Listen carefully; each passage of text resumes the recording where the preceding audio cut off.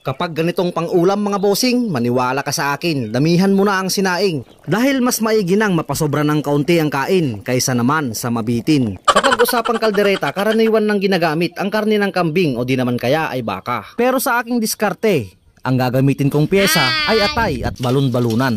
At para sa unang proseso, ipiprito ko muna ang mga patatas. Sunod naman akong magigisa ng bawang at sibuyas. Sadyang matigas ang balon-balunan kaya ito ang dapat laging nauuna. At tulad nga ng lagi kong diskartihan, lagi kong sinasabay sa paggisa ang paminta at dahon ng laurel.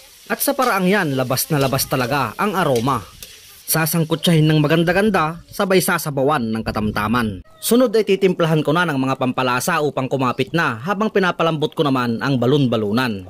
Pagkatapos ay nagtunaw na ako dyan ng cornstarch gamit ang sarili nitong sabaw. At dahil nga atay ang isa nating pyesa, hindi na po ako maglalagay ng liver spread. Pero kung gusto nyong lagyan pa rin, wala namang problema, wala namang nagbabawal mga bossing. At ang panghuling ko kumpleto sa timplada, maglalagay lang ako ng oyster sauce at tomato sauce.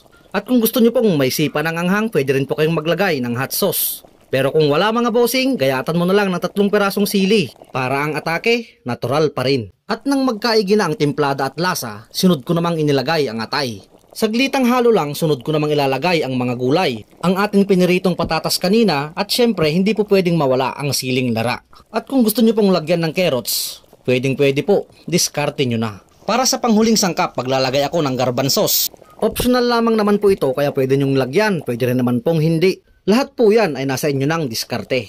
At ito na nga mga bossing, luto na po ang ating kalderetang atay at balon-balunan. Maraming salamat po sa 2 minuto ng inyong oras. God bless. Kain na po tayo mga bossing, amo madam.